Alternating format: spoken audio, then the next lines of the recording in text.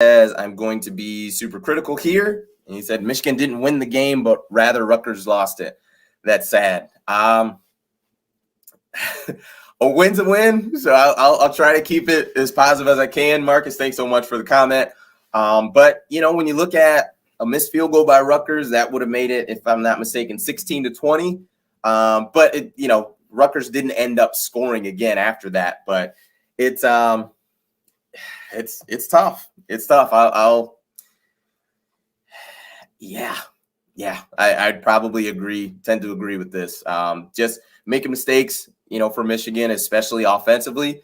Like I said, defense, I've got no issues. I have zero issues with Michigan's defense. They played their butts off.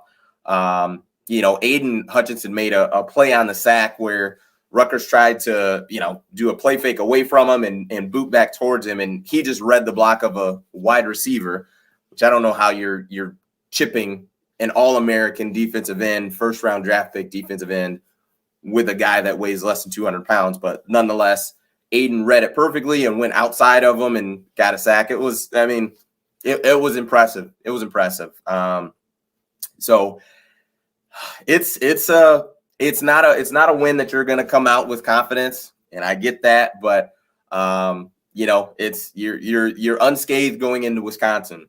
And the thing is if I were to ask you as a Michigan fan, hey, you're going to be 4-0 going into the Wisconsin game, would you take that?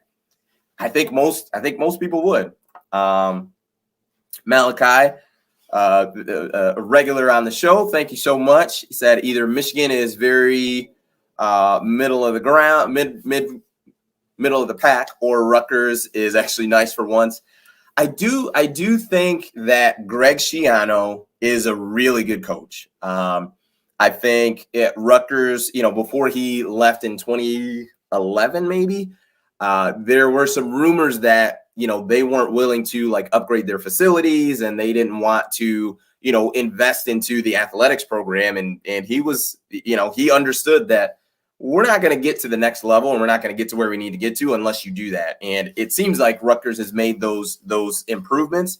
But, Schiano, listen, to me, Michigan was, as far as talent-wise, rolled in there a 9 out of 10.